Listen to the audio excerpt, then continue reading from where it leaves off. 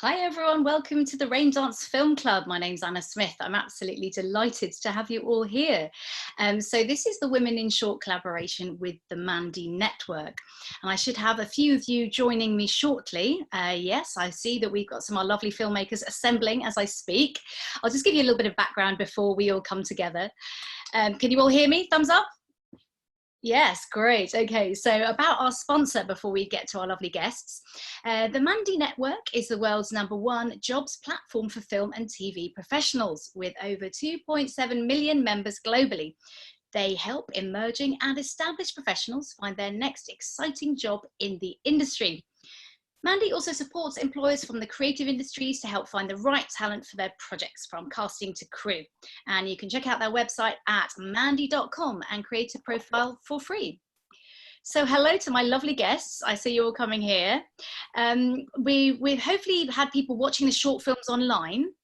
But I'd like you all to introduce yourselves, and then we can open it up to questions from myself and from other people. So let's start with you, Johanna. Tell us more about yourself and your background in film. My background began in my teens. I was an actress, and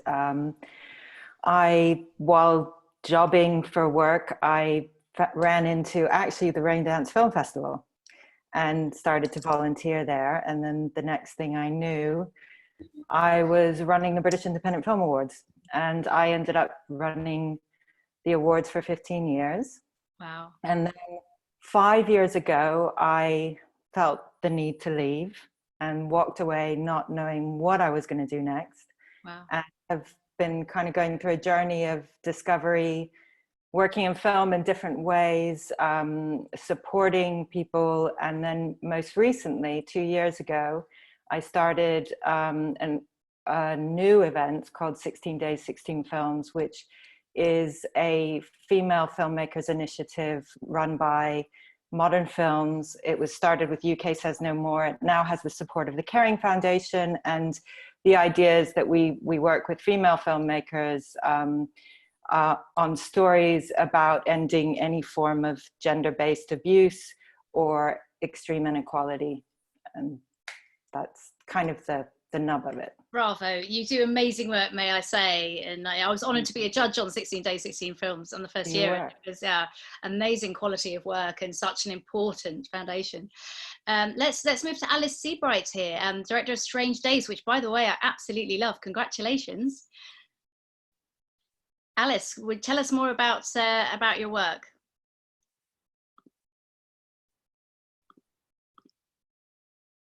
Can you hear us, Alice?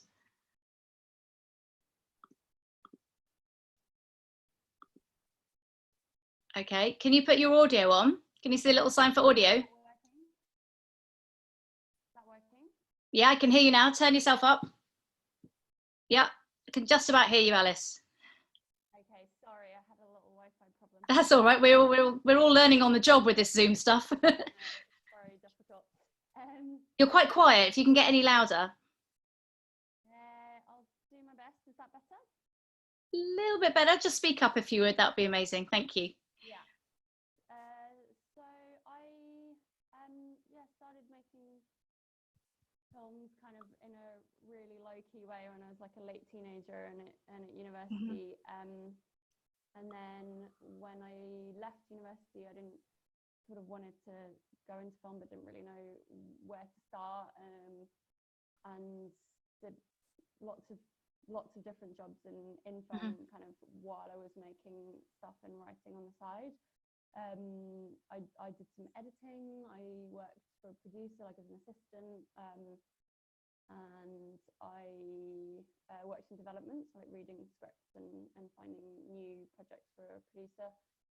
And then while I was doing that, I was like writing scripts and making short films on the side, and kind of getting those out to festivals and starting to get funding for those.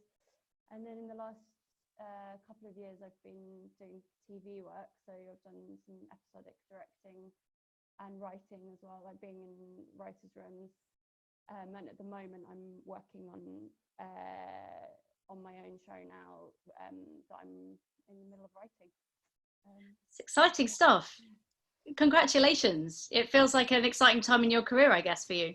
Yeah, it feels like the hard graft is starting to pay off. But yeah, and also it's a handy time to be a writer, I have to say. Yeah, rather than in front of the camera. Yeah. It's Yeah. a tough time for all of us, I know, and so. Yeah, absolutely. I mean, I should say to yourselves and everyone watching, I hope everyone's doing okay in lockdown, because I know it's very strange times and there are a lot of weird challenges for us all. So thank you all for sparing the time to be here in this strange time. We have Kathrin with us. Kathrin, hi. How are you? Oh, we can hear you now. Brilliant. I saw your little note. So you directed The Woman Who Turned Into a Castle. Tell us more about your journey to getting to filmmaking. Well, I studied illustration and animation at Kingston University, and then I did my MA at the Royal College of Art, studied animation. But so my background is a bit different. My background is in graphics. So I used to work as a graphic designer before, and then I decided to change my path a little bit. And yeah, this is basically how I started. I just started making films. Just doing it. Yeah. Great stuff. How about Sasha Rainbow, who made the extraordinary documentary Kamali? Do join us and tell us more about your work. Hi, thanks for having me. Pleasure. I started out, I sort of fell into directing through music videos. My ex-boyfriend was a musician in the time of MySpace and needed a video, and we made something with £50, and he ended up getting a very decent record deal with Island Records. And the next thing you know, I was sort of thrust into directing his next music video with a real budget, which seemed like a lot at the time.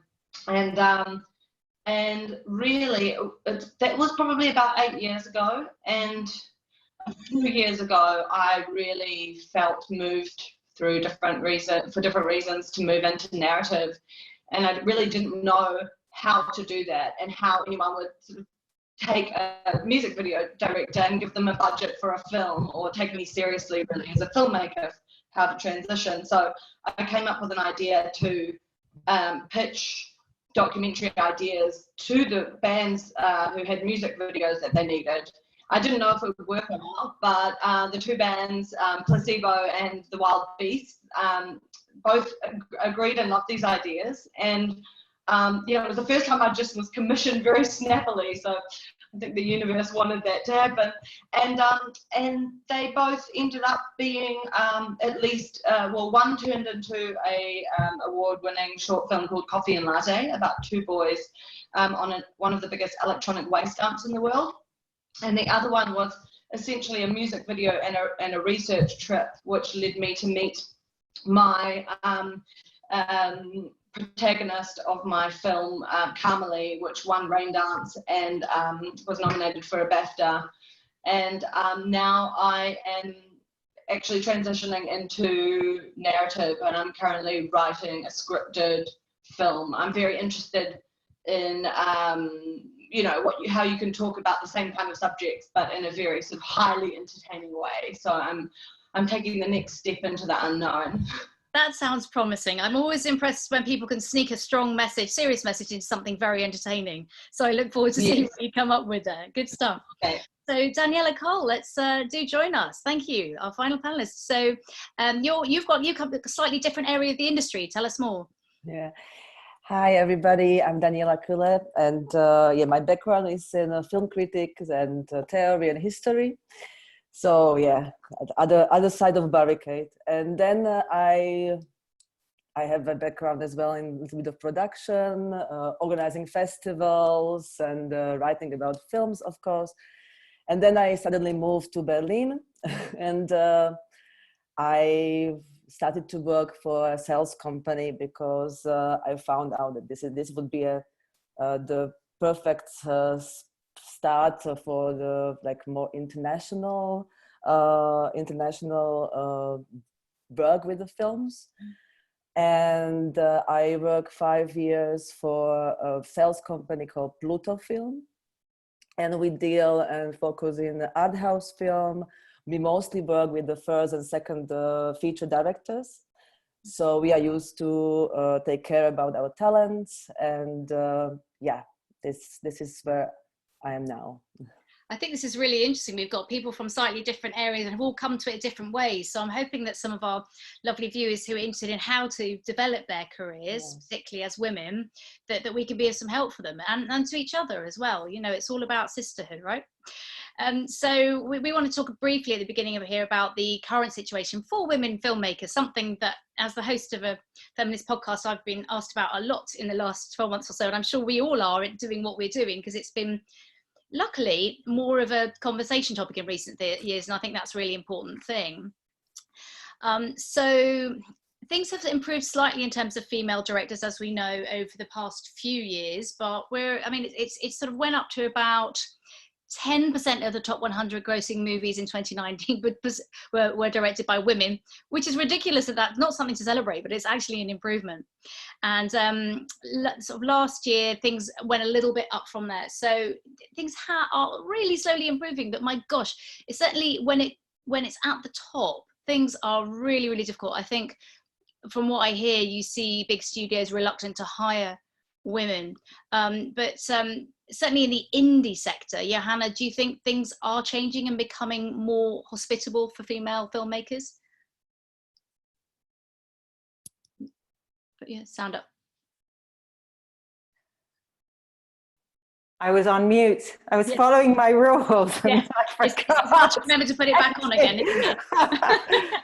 Yeah, I do think it's getting better. I mean, I think there is a drive to give opportunities to women on the other side of the camera a lot more, and to bring forth female stories and be braver.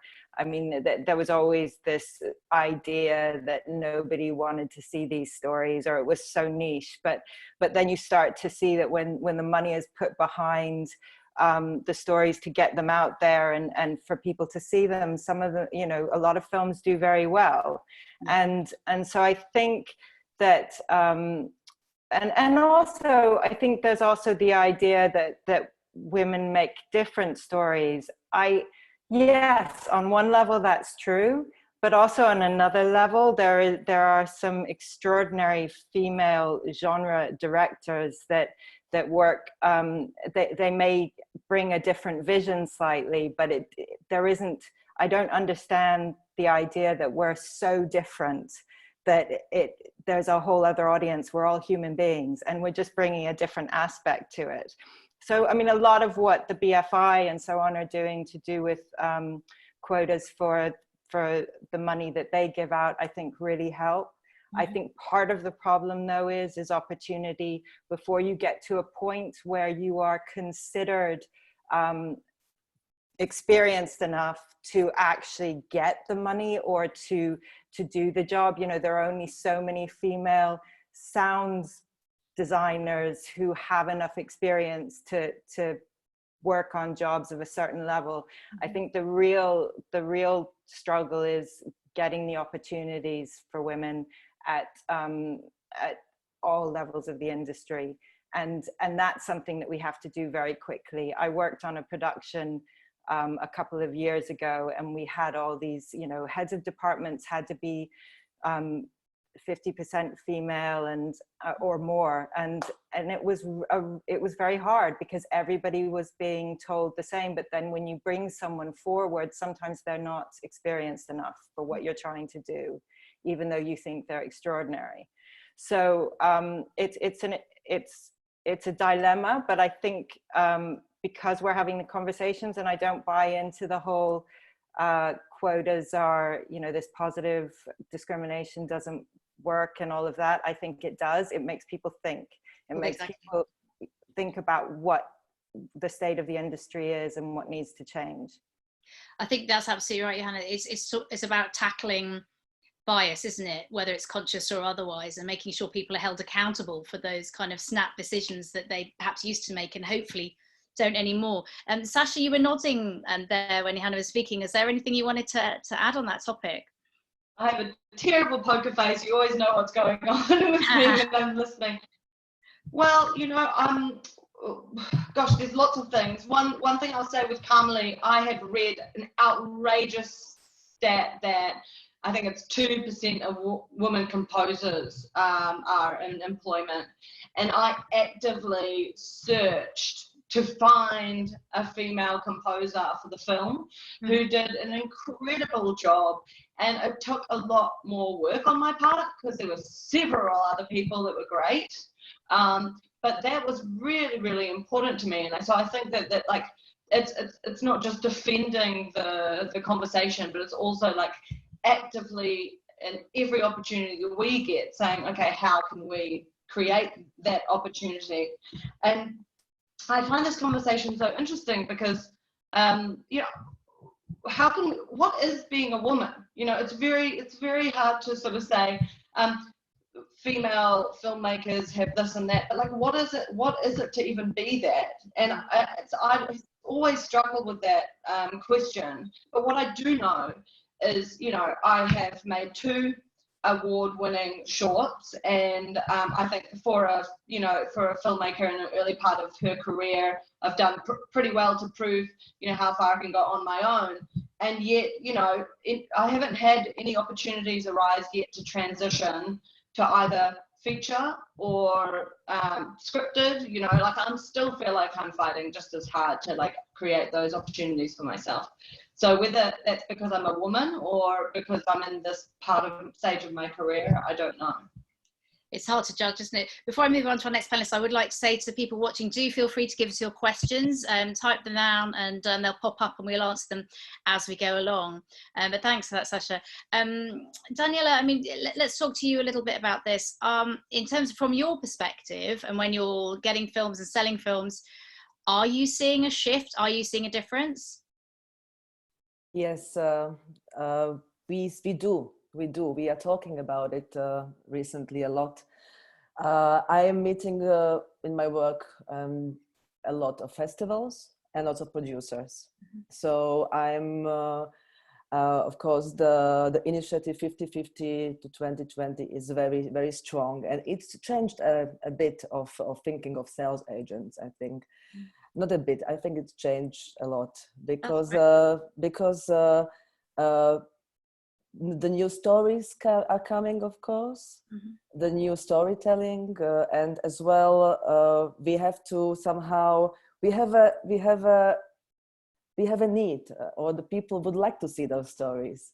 So we have to search those titles. We have to search the titles where the female directors are or the female groups are behind, and to support them. So there is an official need for that, or like request from the side of festivals, and hopefully for the sides of distributors as well. But it's very hard for me to speak about this now, because now we are in such a state that it's very, very critical. Yeah. but I mean what is really important now, I think, is to really try to push the authorities and institutions to talk more about it, and maybe as well to hire more women into higher positions of the decision positions, because that's something that really affects us as a sales a lot. So this might be the most important thing, to have the real people in the real positions, that they think about this, that the change can really have to come from about to top of decision makers.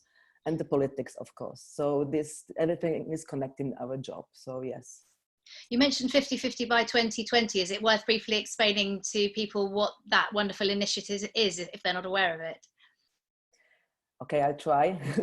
Basically, it's an initiative that brings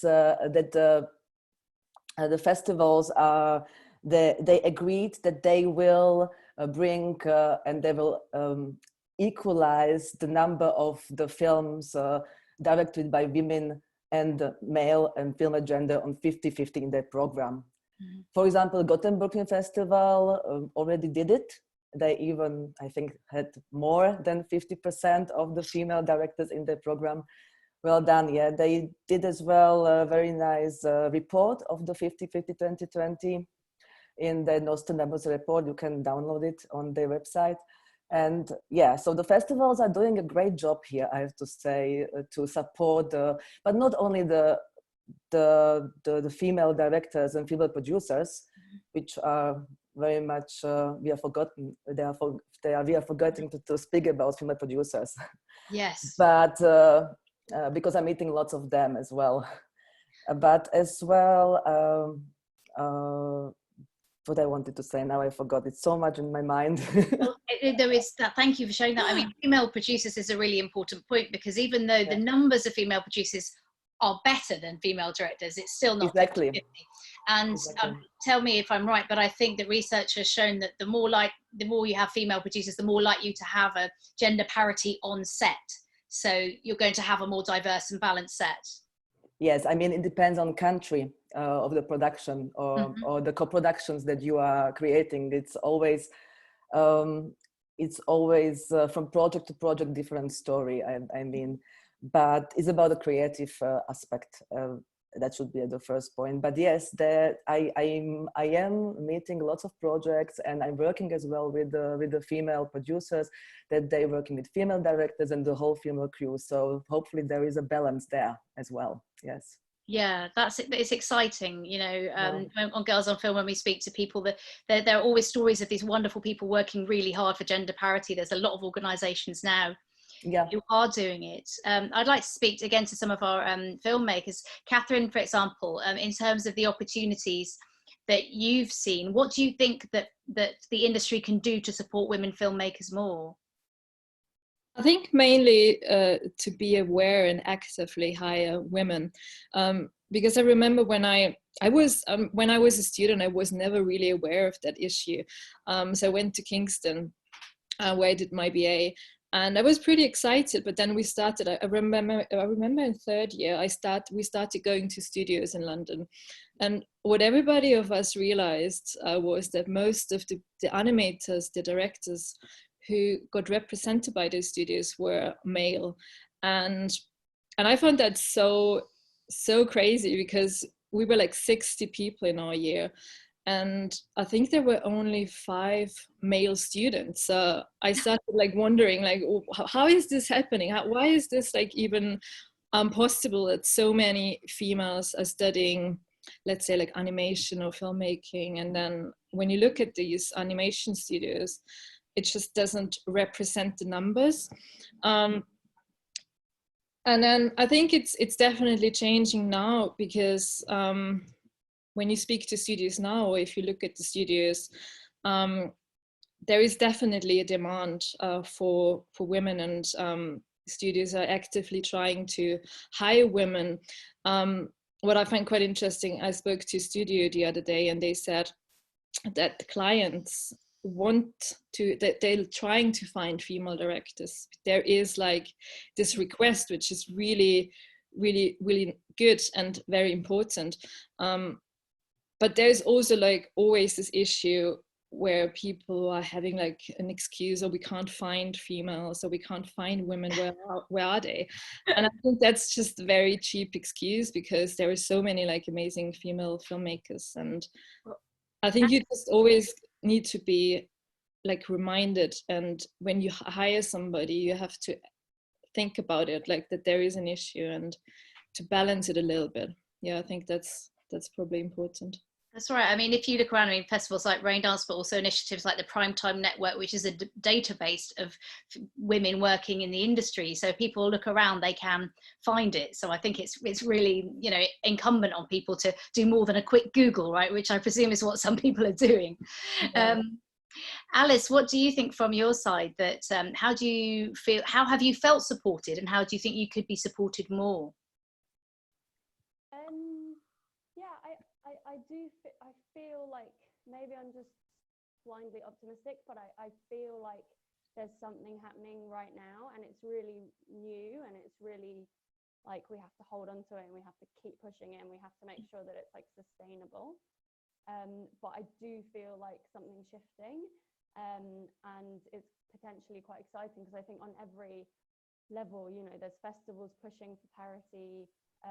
You know, you really do, like, definitely like in TV, where I've been in for the last year and a half, that's what people are talking about. That they're talking about, like, do we have parity in the directors that we're not across the board, but it's happening so much more. And I think every time that, you know, we are given these opportunities, I think we're demonstrating that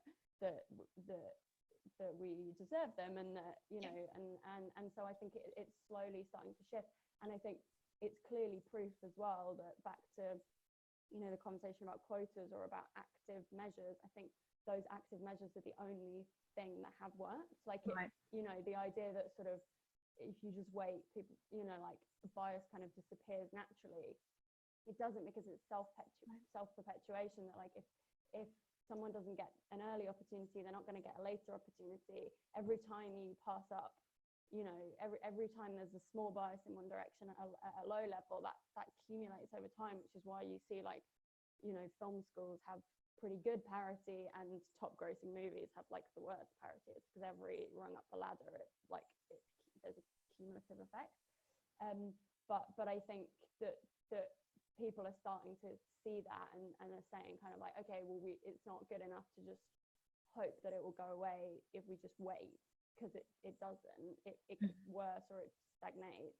Whereas every time that people go, okay, wait a minute, you know, like, we should be hiring, you know, as many female directors as male directors, or we should be, you know, aiming for parity in festivals, then that kind of, like, it proves the point, I think, because then there's also more examples, because I think people naturally also just work in a kind of, like, you think of, it's like, who comes to mind, you know, and who, like, that's right. And also it's like, and also who's hiring, you know, someone said, I think Daniela or someone, about you know, who's in a hiring position, because I think also people just naturally, it's a human trait to, like, you know, bond with someone who's a bit like you. And it's like, if you meet some, you know, if, like, a head of a studio meets a young guy that's like, you remind me of me when I was younger, like, there's a kind of hiring like, tendency in that direction. But it really feels like it's shifting, and I think we just need to, like, be comforted in that those measures do work, even if it's slow, and or, you know, even if there's still so much more to do, but, like, that is the way to do it, and it is working, and then also passing it on. So it's like, oh, someone's saying that. Yeah, we got a couple of questions when you. No, but also apparently no, I can't. People can't hear. Oh, right, I see. Yes. I don't know. Speak up. Come closer, maybe to Mike. There must be something wrong with my mic, but you are quite faint. Is that a bit better? No. It's still quite faint. Okay. Well, let me, while you work on that, let me ask the question to the others that we've had from Lindsay Bennett Thompson, but also thank you for that, Alice, that was very perceptive. So Lindsay Bennett Thompson says, I must say I'm in such awe listening to all of you ladies. I feel so inspired to continue pursuing my filmmaking career further. I am an actress who has made a few short films written and produced and would love to direct and create more. So she's got a question for all the panelists. So we'll start with Daniela. If you could offer one piece of advice to emerging female filmmakers, what would it be? Daniela. Only one. Only one. Tough. Oh yeah, that's very tough. But maybe I will start with, yes, it's very important to encourage, I mean, women generally to continue with their work, because they studied the school or they have their dreams, and they only, like, I don't know, 14% can really work in the field that they studied, so, or they want to do. So my advice, maybe I will now like suggest to follow up the institutions or the organizations that they are really able to help you, encourage you with everything what you do, and because they have experiences and they are led by the women that have been already, women that they have been already in the situation that you are now. So maybe to visit the website of the European Women's Audiovisual Network. It's short like EWA, EWA. Those are women that they did a great job, and they are producers and directors together. And they do several workshops, and yeah, I mean, it's really, you can find there as well a lot of data. So if you are interested in this topic generally, you should follow them for sure. Great, thanks for that, Daniela. Johanna, what one piece of advice, if you had to give one, would you give? I think it's grow your tribe. I really do think that women supporting women, getting to know other people in the industry. I started as an actress. I did not expect to be where I am now.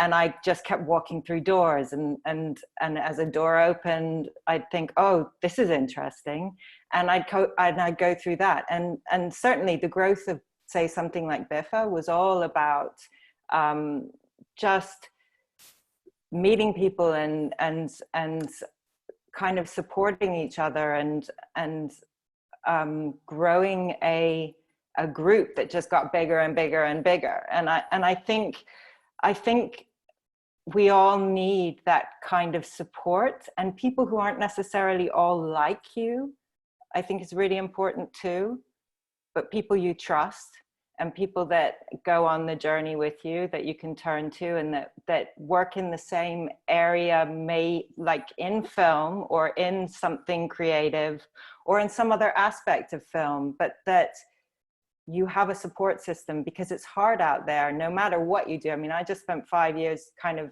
doing all sorts of different things, and I was very grateful for my people. And I do think, you know, there's this thing about the industry that it's a closed shop, or that used to be, and I don't think that that's the case. I think people love meeting new people and new energy and so on, but it can be hard to meet each other unless you are willing just kind of to go out there. And I'm the worst person for networking and so on. I don't enjoy it. But if there's something you are passionate about, some of the most influential people in my life came along at moments where I was very passionate about a particular something, and just kind of barreled in and started asking questions. So, yeah. I'm interested when you said it's quite good to have people that aren't necessarily like you. That's a really interesting point. Could you elaborate a bit on that? Well, one of the best relationships in my life was Tessa, my other half at the British Independent Film Awards, and we're total opposites. Mm-hmm. And she's now one of probably the most supportive, dearest people to me. And when we met, you would not necessarily have, you know, we were chalk and cheese. Yeah. and actually the way we worked together was extraordinary, complementary. I learned so much about myself. She learned so much about herself, and it wasn't always easy. In fact, it was often very hard. We had very different points of view, but we trusted each other. And I think that's a really important thing. And I think supporting other women as well is so important, because I think sometimes when there feels like there's a lack, people are frightened to support each other in a way. Like if there's only so much space for so many women. And I think we become stronger if we are positive and support each other. I couldn't agree more. That's why I started a podcast, Girls on Film. I thought, let's all do it together, you know, exactly. Strength in numbers. Sasha, talk to me about your advice. If you could offer one piece of advice to emerging female filmmakers, what would it be? Well, I was going to actually say what Johanna said, which was about growing the tribe. So I'm going to give another piece of advice, but I definitely back that one. When my best friend and I had the crazy idea to make Carmelie, we really didn't know where to start. We didn't have, like, you know, I wasn't repped for film work and repped for commercials. I didn't really know any producers. My friend was kind of going to be producing. It was very much just an idea. We didn't have money or anything like that. But my friend reached out to a producer who agreed to meet us at a cafe. Very kind of him. He was a very bolshy New Yorker, and I mean, he all but had a cigar that he was sort of, he didn't, but he should have. And we explained our idea, and he said, it's India. Why don't you just go there? And we were like, what? And he's like, yeah, just why don't you rent your rooms out on Airbnb or something? Use the money, go to India, make the film. And we were like, we can just go there and make a film. Yeah. And he's like, yeah, just do it. And we're like, oh my God, we can just do it.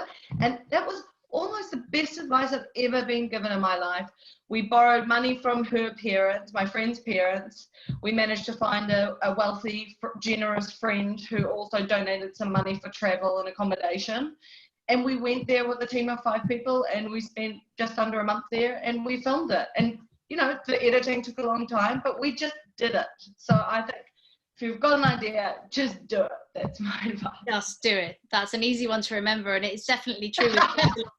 A lot of the women that I've spoken to in the course of my job, you know, they've just gone out there, guerrilla filmmaking. Fantastic. Thanks, Sasha. Kathrin, do you want to give a piece of advice for emerging female filmmakers? Yeah, I agree with what everybody else said. I mean, these are like great tips. What I would say is use your voice. So the public voice of women is like so extremely underrepresented. So I think it's like so important, if you make those films, tell everybody about it. Because it's quite funny, because my friend and animation partner Emily Down and I, we are actually making a film about female directors. It's like an animated documentary. Right. It's like very interesting to listen to what everybody else here has to say, because we've spoken to so many different like filmmakers, male and female filmmakers, studios, and one thing that keeps coming up is always like the confidence issue women seem to have. And I mean, I guess like everybody can relate to that, because if you work as a director, if you work as a filmmaker, oftentimes the things you're making are very personal, and rejection can be like devastating because you feel like it's something personal. But I think what you have to do is like almost see your work or the films you're doing as a brand, to separate it, like, let's say you make a film and then you send it out to film festivals and to studios. And I guess like it's like easier if you try to separate your personal life, and which is like, it's difficult sometimes, because most of the time I usually make very personal films, so it is difficult, but I think it definitely helps. Yeah, and I think just telling everybody about it, like, be confident. And I think one thing that helps me is keep remembering that you're never as bad as you think you are at the end of the day. Yeah, shake off the imposter syndrome. That's what a lot of women suffer from, right? But yeah, brilliant advice. Thank you. Alice, how are you doing with your sound? I don't know. So you're still quite faint, but if you could speak up with some advice, that would be amazing. Thank you. Sorry, Alice, is your mic in your headphone, like on there, if you pull that up? I don't think so. Now you've unplugged it. That's Well done, Sasha. Okay, that was the problem. Great. Excellent tech support there. Thank you. Right. Halfway, nearly over, and I fixed it. Yeah, that was such amazing advice from everyone. So I would, first of all, like, massively listen to all of that. And I don't know, to add, I guess maybe just like, I'd say like trusting your own instincts, because I think, and that's why I found like growing your tribe, just do it, and the confidence advice is all massively part of that as well, because I think when you're surrounded by people who are kind of like your peers and you're learning from them, and you're kind of like in it together, and you're like you're exchanging advice. Like, another place to check out actually is this collective called Cine Sisters, who are a group of female directors, and like we organize these like so basically it's a group of members who will like meet up and talk about like problems. It's like, you know, directing actors, or like getting your first feature off the ground, like all these different problems that everyone's facing, and we just get together and talk about them. And I mean, anyone can do their own version of that as well. It's like that was just started by someone being like, you know what, it would be nice to hang out with other female directors and talk about what we're going through. And I think that part of why that's helpful is because it tunes you into like trusting your own instincts as well, and not particularly when a lot of role models are like there are more male filmmakers and more male people across the industry.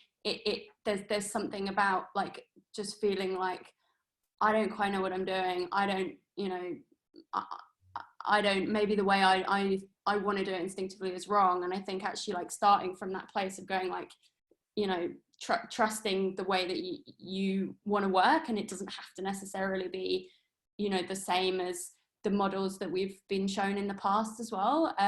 You know, that if you don't like to shout, that's fine. Yeah. That's good, you know. Or if you would like to work a certain way with actors, or if you have a certain, you know, and even like the networking thing, it's like I always found networking like so horrible, and then I was like, oh, you can just make friends. Yeah. And it's like, that's my own, you know, I really struggle going to a networking event, but actually like slowly like making friends and making the friend, you know, then meeting a new person, like as soon as I saw it that way, I was like, oh, that's great. Like just kind of doing it your own way, and not feeling like there's one way to do it. Yeah, this is all such great advice. I hope the aspiring filmmakers watching are taking this in, but that's so true about the networking. It's if people give you the card within like 10 seconds of meeting you, that's all. I always find that a bit aggressive, but yeah, just being nice and having a nice chat with someone can lead to, you know, great things, can't it, eventually? And we've had a challenging question, so I'm not going to put it to everyone, but if anyone wants to take this one. So Karis C says, hello, Helena Regin's film Instinct won the Variety Award at Locarno last year, but was criticised heavily because she showed a very graphic moment of a woman experiencing sexual assault on screen. Why do you think there is such an aversion to female filmmakers, highlighting the difficult elements of the female experience when we're exposed to extreme violence all the time in action movies? Very good question. Hands up who wants to take that one. Sasha's nodding. Or Alice. Oh, I just always nod. That is such a good question. I was nodding because it was a really good question. Yeah. I don't know if there is the only thing that comes to mind for me is, you know, that violence against women is a subject that's still pretty much taboo, and you know, and that, you know, not only exposing the reality of that, but a woman having the gall to show it for what it is, I think is probably a slap in the face that people aren't used to. Yeah, it's very interesting. That's all I'm going to say. I'll pass it over to someone else. But great Johanna, question. yes, yeah, you're, you know, with 68 days, 16 films, and perhaps you'd like to speak to this.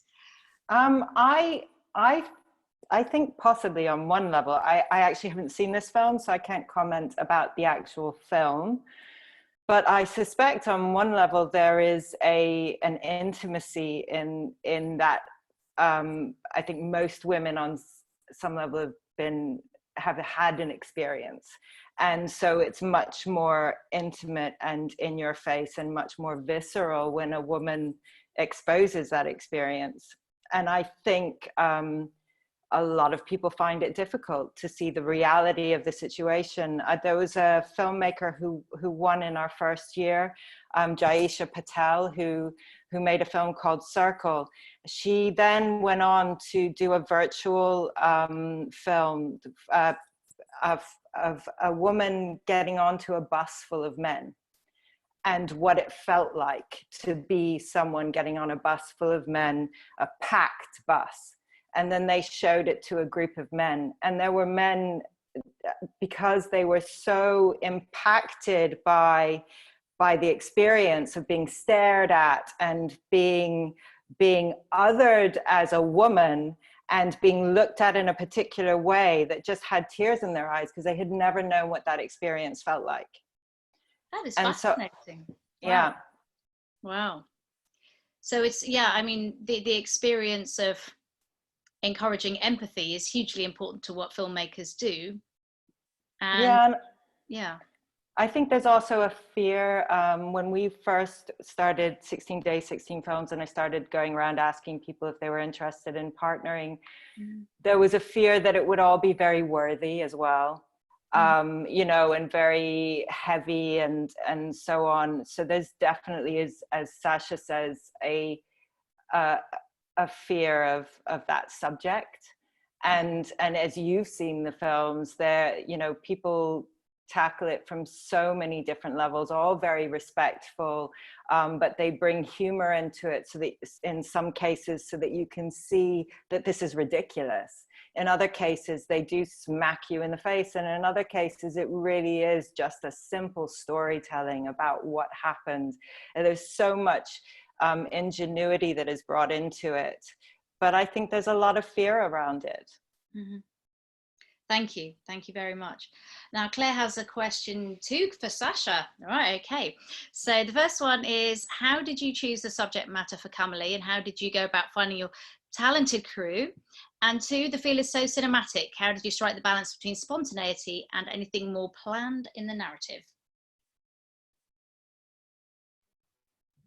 Okay, well, I think it's a lot of questions. The music video, it started with a music video. I actually had a friend who worked for an NGO called Skaterstan, who was the subject of the BAFTA and Oscar winning short about skateboarding in Afghanistan. And I knew about what they were doing in Afghanistan with skateboarding girls, and it gave me the idea to make the music video about that. But because Afghanistan was very difficult to go and film with, there was a lot of bureaucracy, safety issues around it. It didn't look like it was going to happen. And through a series of conversations, I discovered there was one female skateboarder in India. And the minute they said that, I just, you know, saw this great music video come to life in my mind, and subsequently discovered that there was more than one. There was about 20. And I gathered most of them for this music video, and I was just going to do a documentary on that, sort of the rise of female skateboarders in India, but it didn't go to plan as planned. And it was sort of the last few days that I met Cölle and her mum, because I'd sort of seen this picture of this little girl online skateboarding down a ramp barefoot, like 6 years old, in a little frilly dress. And I went, we cannot make a music video about, you know, skateboarding in India without this little girl. And we tracked her down, and they stayed with us because we had a very small budget. And it was on one of the last days I spoke to her and her mum, and was just in tears. And I think it resonated with me. My mother's a refugee, and I think that I've always been really intrigued by the decisions that my family had to make along the way that paved the path that I now walk on.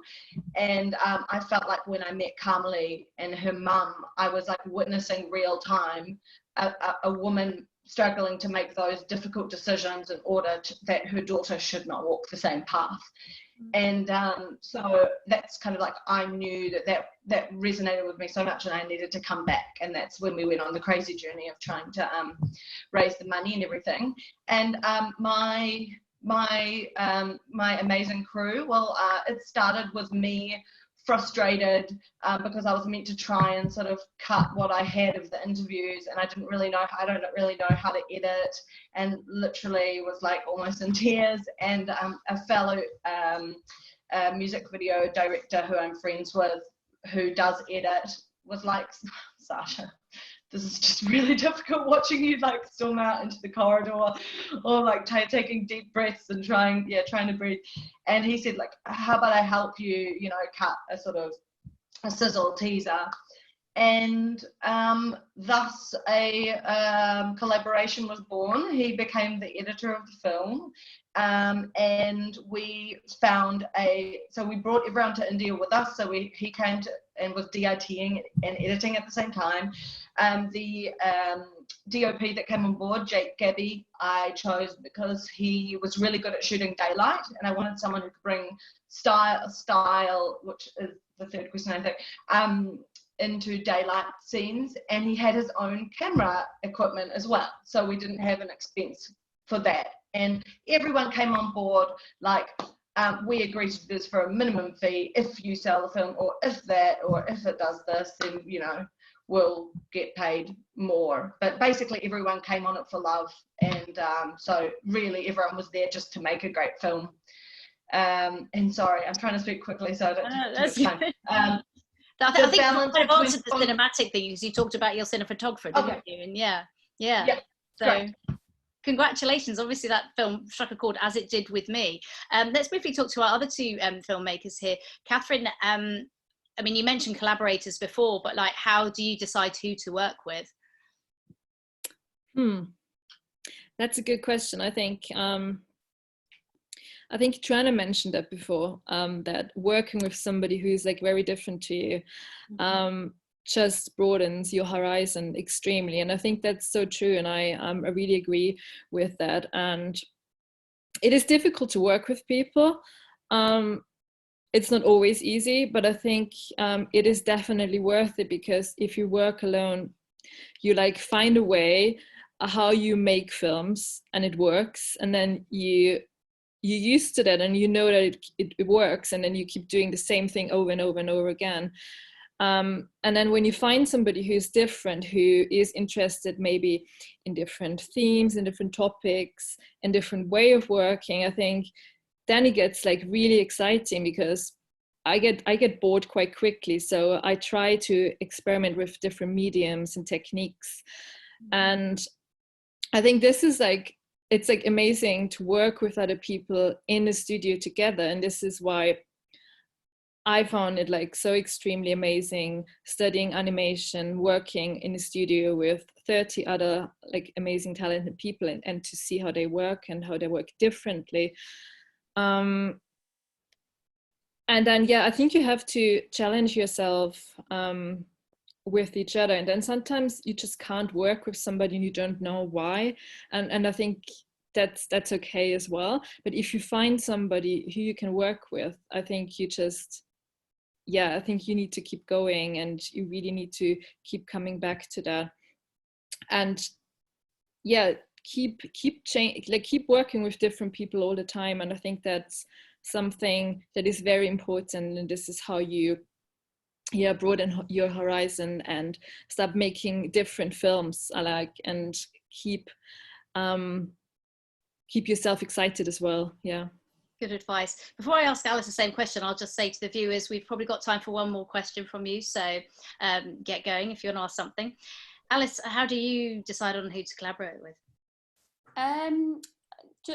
Kind of also quite instinctively, actually. I think it's good to meet people and just kind of just chat actually about the project. And like, I think I find it's like the people that are great to work with are the people that you are also better around. Like, right. I don't know how to explain it. It's like sometimes you'll come away from a meeting and you're like, wow, I was so boring, or I was so like, didn't like, you know, and there are other ones where you come out of it and you're like, I was on, you know, like, like the person that sparks you as well. It's like the person who, like, you know, when you just start a conversation and it kind of, it's like, it just goes on and you feel like you're both getting to ideas that maybe neither of you would have got to on their own. It's like that sort of thing, I think. And then I think generally, like, back to that thing of like finding your peers to work with, it's like, I've always found that it's better to work with someone who, I don't know, to seek out the person who really cares about, who really wants to do this, and who you might work with again and again and again, rather than to kind of like chase, I don't know, the sort of like the cinematographer who's won loads of awards and who's really, you know, like, not that person is surely great, but to find like the first sort of funded short film that I made, my friend produced, and she'd never produced a short before, but she, you know, is super smart. We get on amazingly well. She's like, her taste is great, and she's like really good at figuring out how to do things, and so she figured out how to do it, and she did it really, really well, you know. And like that person, and we've worked together since, and we'll work together lots more in the future. And I think finding the people like investing in relationships rather than like sort of just, you know, trying to get the best one-off thing, I think is also a good thing to do. Thank you. And Daniela, when you're looking to, you know, work with filmmakers, do you find that kind of personality plays a part? Do you need to have a connection with people? Does that really help? Yeah, it's a very crucial thing for us, actually, that we understand each other, that we understand the producers and the directors, that we understand what they would like to tell with the film, what kind of story and where they would like to deliver it, of course, or what they feel, what the audience they would like to reach. And yeah, it's very important for us to feel the film, to love the film. It's certain kind of like falling in love, basically, for us in a way. Of course, we have to balance the catalog always, because we are on the side of business, so be realistic. We have to as well, we are as well working with more genre films or family children films, sometimes with the comedies, a little bit to cheer up. But yes, we do work as well with the art house films that they are dealing with the difficult topics. Mm-hmm. But first of all, the film has to have the charisma and the crew as well. So it is once I was in the part of the discussion that was called like how to marry the best sales agent. So they compared the sales agent and the producers and directors, like they'd be creating a marriage. So yeah. So well it has to be, because it wouldn't work otherwise. If we wouldn't understand each other, it will not have because it is difficult to sell art house films these times. There's a great concurrency there, so it definitely helps to understand each other. Thank you for that. Well, we've had one final question, a wonderful advice. Will there be notes, follow up with the organisations, films and websites mentioned? Well, I'm sure that Raindance can help you with that. So if you follow Raindance on Twitter, and also follow me at Anna Smith Journo, Journo. And I tend to big up all those kind of organisations we've spoken about, all the kind of women in film stuff, which is my passion. Speaking of which, it's been an absolute delight to speak to you all today. Thank you all so much for joining Raindance today, and the film club, and all the lovely people who have joined us to watch, and best of luck to all of you in your future endeavours, and I can't wait to see what you all do next. Thank you so much. Thank you. Have a lovely evening. Thank you. Bye bye. Thanks all for watching, and thanks to the Mandy Network for sponsoring us tonight. Thanks, Raindance. Bye bye.